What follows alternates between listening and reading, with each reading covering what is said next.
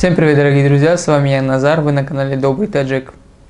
Дорогие друзья, сегодня пришло тот день, который я сегодня должен покинуть, как сказать, русскоязычный YouTube.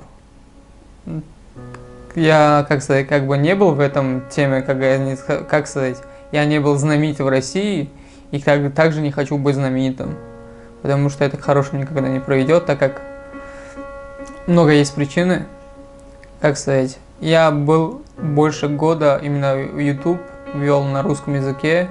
Сколько людей помогал именно в Старом Осколе, 100 семей, детский дом, что еще было, бабушек, там, семьям. Я всегда, когда делаешь добро, это никогда не забывается. Всегда помню моменты, когда я ходил в детский дом, когда 100 семей подарили, начали корм, как сказать. Короче, продукты, когда давали 100 семей, у меня мурашки пошли, когда я сам первый раз выступал перед народом, это такое было. Я был маленький, я вырос всегда, в своей жизни всегда плакал, честно. Просто сейчас есть возможность, которая у меня есть, сколько денег, которые у меня есть. Я все, что трачу, я никого не прошу, чтобы мне деньги отдали. То, что я зарабатываю сейчас, я сам всем начинаю помогать. Я был в Белгороде, для детей помогал. Я был еще много других местах, в которых мы помогали. Я помогал. Люди, которые вы меня смотрели до этого момента, конечно, те, кто помогали мне тоже, спасибо большое за вашу поддержку, за ваши просмотры, за ваши лайки. Сегодня тот день, который я должен сказать, к сожалению, я больше не выйду в свой YouTube Добрый Таджик на русском языке, потому что много чего нехорошего произошло в моей жизни, так как были моменты, которые я общался с хорошими блогерами, они хорошие, очень хорошие люди, но я не знаю, может внутри их есть какой-то национализм, если честно. Для меня, когда я помогал, для меня не важно, кто там русский, там таджик или узбек, любой нации я помогал, глаза закрывал, сказал, главное, чтобы люди радовались. Потом, если честно, встретился с человеком, когда постоянно про таджиков начали плохого говорить. И когда были моменты, я говорю, давайте поможем одну семью таджикскую, они не помогали. Как сказать, я не разозлился, я говорю, это ваш выбор. И они постоянно хотели, чтобы я чисто снимал контент. Именно, как сказать, помогал тем людям, именно которые в деревнях и в России. Я говорю, зачем, если туда ехать, когда на улице есть очень много людей нуждаешься, и буду помогать им. Не буду все подробно рассказывать. Те, кто хотят следить за мной, как я живу, как я делаю людей счастливыми, можете посмотреть мой инстаграм. Там все будет на русском языке. К сожалению, еще раз повторяю, мой YouTube Добрый Таджик официально будет вести на таджикском языке.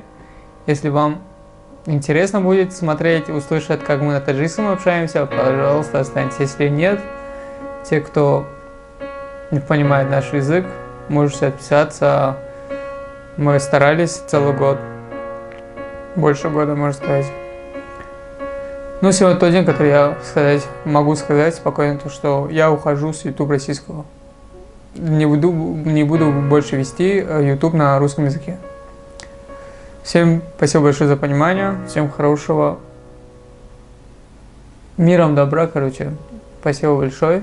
Чокаем вачиуча, акамек зарем базабоин тоджики, айспеш канал полный базабоин тоджики мешава, хамай темора да канале мождаткнен, мо гуфтурсо бокам тарак поурсим камекаша, будем стараться. پیشروی میکنیم برای کچنی کانتنتی که شما نشون دهیم می یوردام میتیم خلق با تاجیکو پولنی تاجیکی میگذاریم با زبان تاجیکی در اسیا تاجیکو یوردام میتیم مثلا کانتنت میکنیم کینو میکنیم همه چی با خاطری که شما تماشا کنین حلوت برین اگه میگذاریم برای چی ما یوتیوب روسی میرم بعد زبانی تاجیکی گذاشتم خیلی که میدونیم ما طول 5 سال شد در روسیه زندگی میکنم استودент بودم میخوندم بسیار چیزای سری ما گذشت وقتی که استودент بودم در Старый Оскол میخوندم то администрация города фародум када будан хелкан ки мегон наркобизнеси мегон чи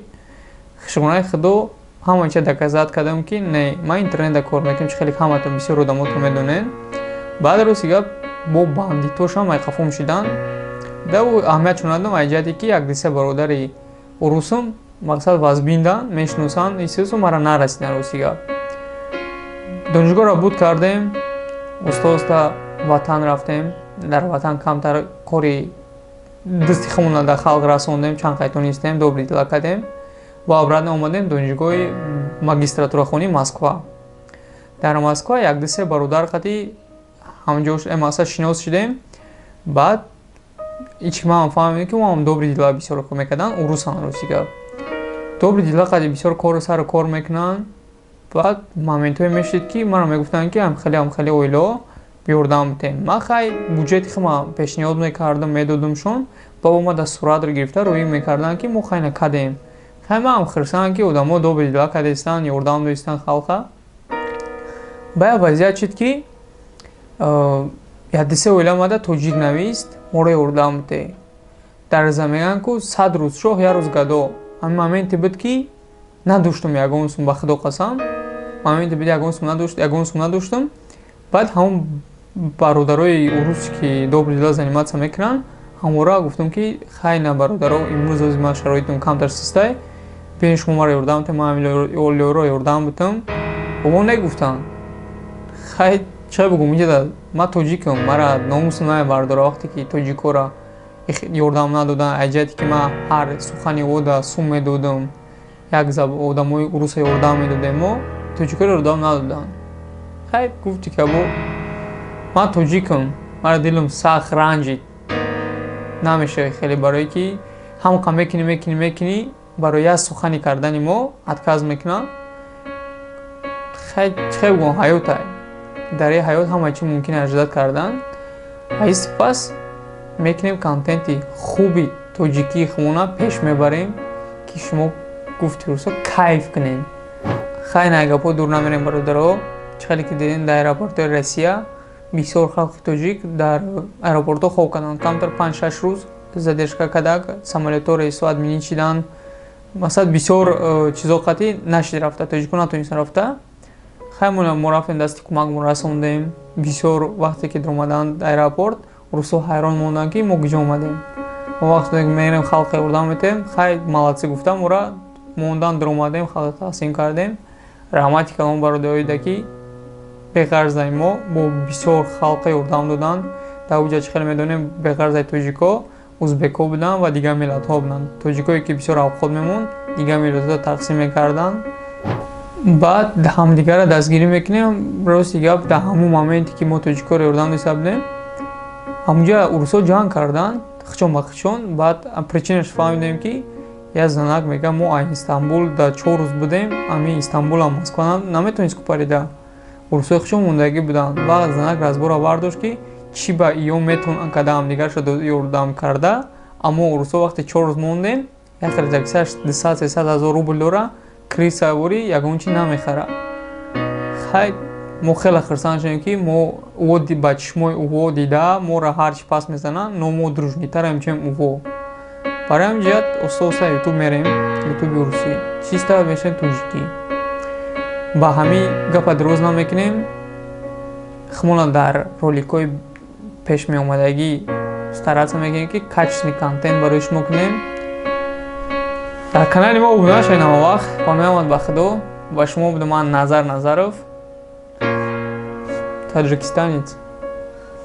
Паноҳамад ба худо.